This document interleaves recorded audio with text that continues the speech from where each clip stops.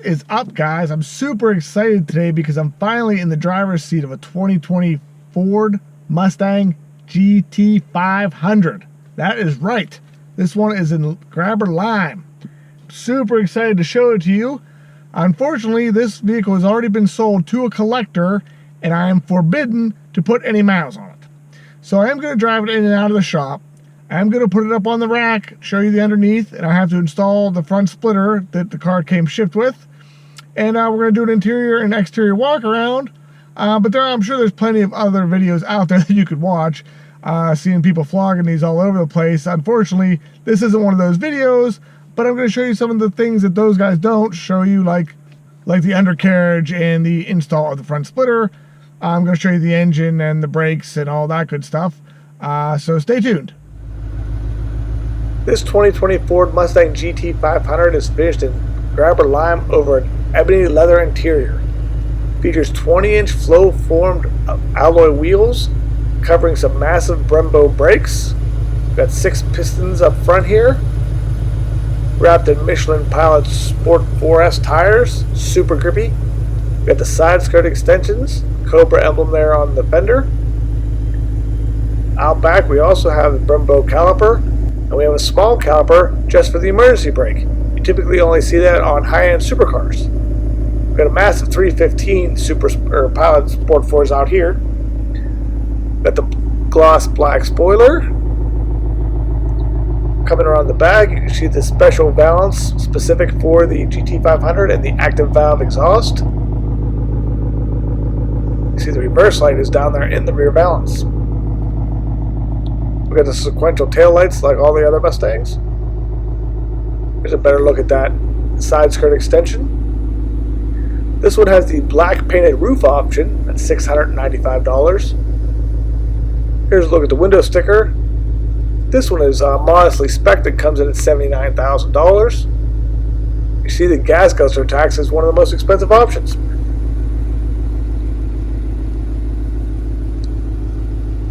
You see the active hood venting there. Coming around the front, you can see how the fenders flare out in the unique front splitter that I will show you how to install later on in the video.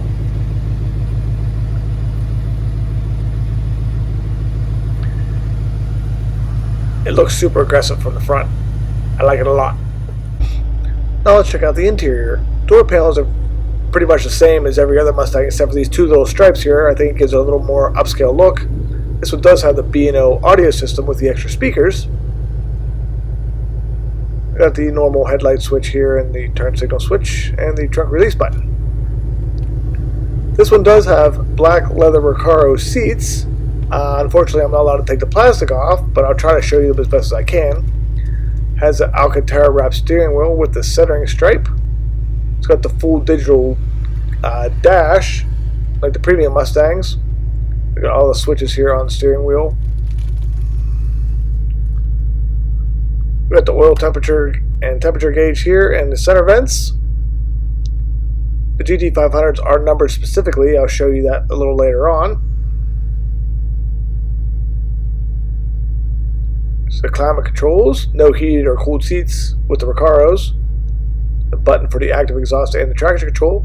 Here's the rotary knob for the Tremec 7-speed dual clutch transmission, the electronic parking brake. Here's a console where I can stick my GoPro.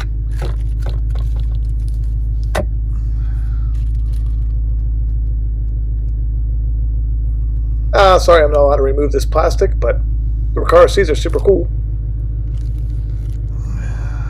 So you got the Cobra emblem in there and the pass-throughs for the shoulder harnesses.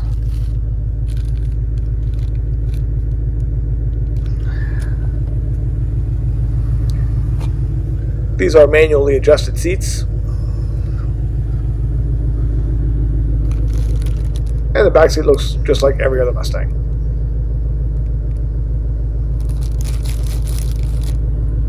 I'm actually surprised they put back seats in the GT500 at all. On the passenger side, you can see we got the Ford Performance door sills. Here's a numbered plaque. This one's number 657. It has the technology package, which features the B&O stereo, but it does not have the carbon fiber package. That's it for the interior.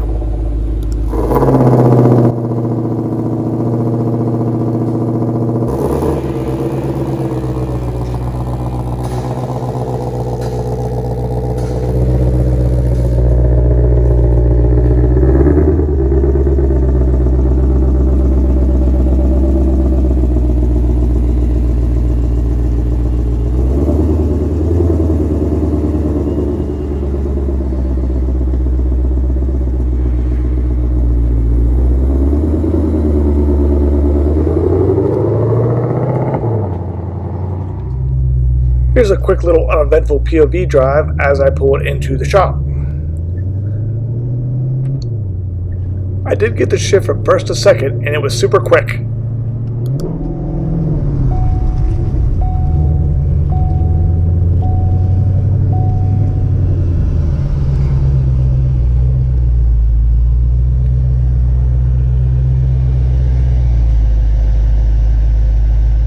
So let's get this thing in the shop and put it up on the rack.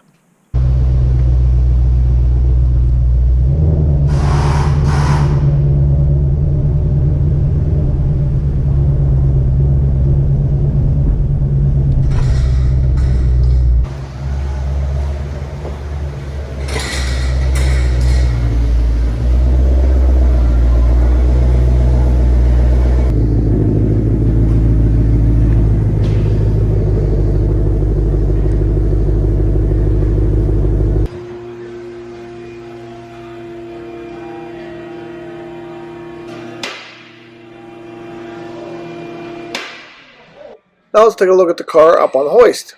You can see the massive rear valance with the quad exhaust tips with the active valve.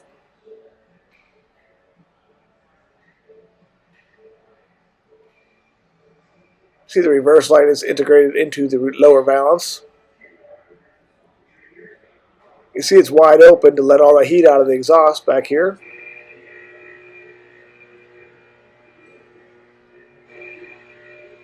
Here's a better look at the rear brakes, the Brembo 4-piston calipers out back, the massive 315/30/20 tires.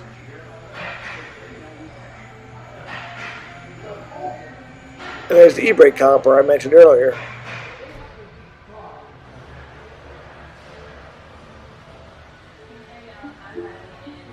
Here's a closer look at the side skirt extension that I mentioned earlier. They stick out pretty far.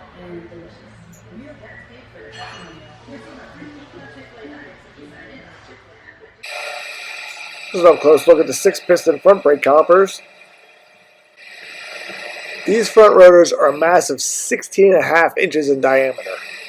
That's bigger than my first car's wheels. We have 305/30/20s up front. You see the venting in the splash shield to help cool the brakes from the front.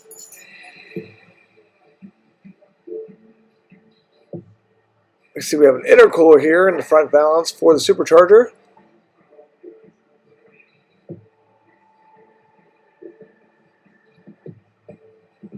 You can see how open the front grille is to suck in as much air as possible.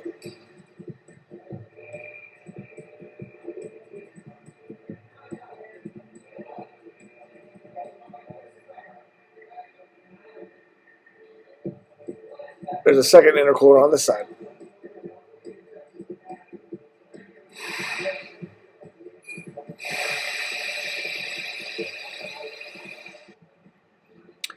Here's the front valance we'll be installing later.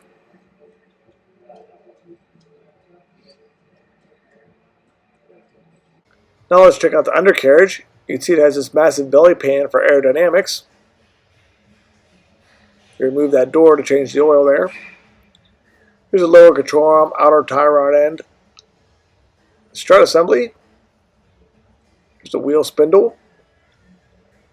Here's a better look at the massive Brembo caliper.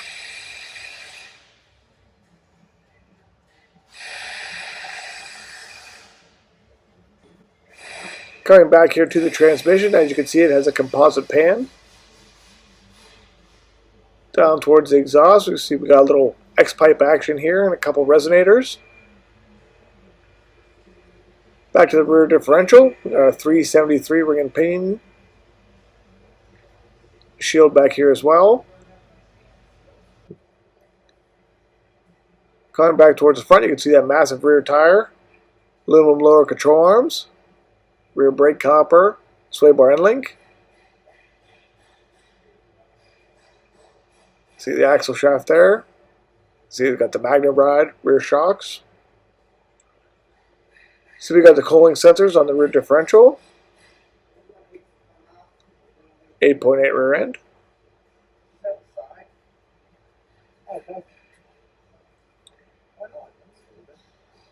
Here you can see the parking brake caliper. Back up towards the front. There's that 7-speed transmission again. This one does have an aluminum oil pan.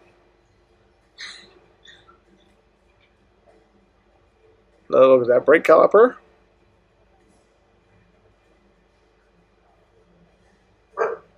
And that's it for under here.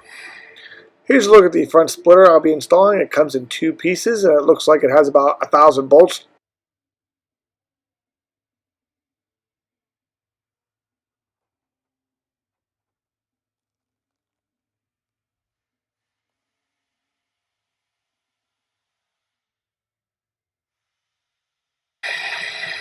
Fortunately, some of the hardware is installed from the factory, so this shouldn't be too bad of a job.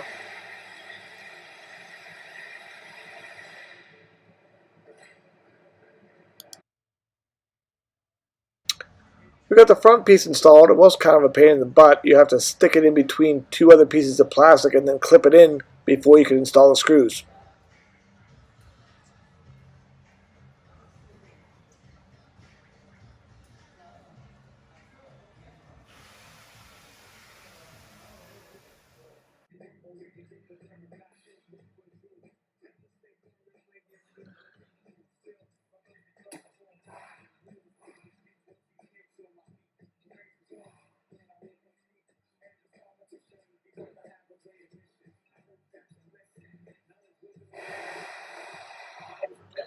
The second piece went on much easier, but there are a ton of screws to install.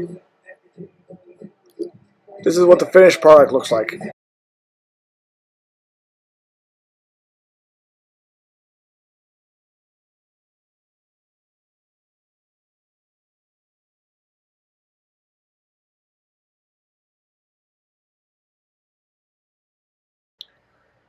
Now let's check out under the hood. This thing does have functional hood pins, but it still has a secondary hood latch. Here's a look at the 5.2 liter supercharged V8 putting out 760 horsepower and 625 foot-pounds of torque. Here's the name of the mechanic that hand-built this engine. Here's his massive supercharger and the big front strut brace. See the washer bottle, a coolant reservoir, fuse box,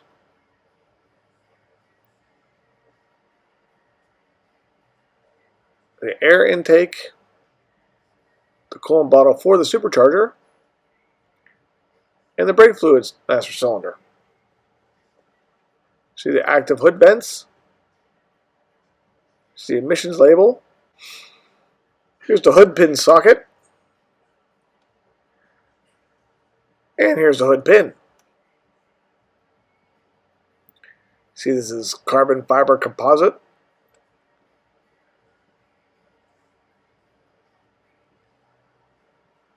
This takes 5W50 racing motor oil. Unfortunately, I didn't get to put those 760 horses to good use in this video, but maybe next time. Here's a look at the cluster and radio displays on startup.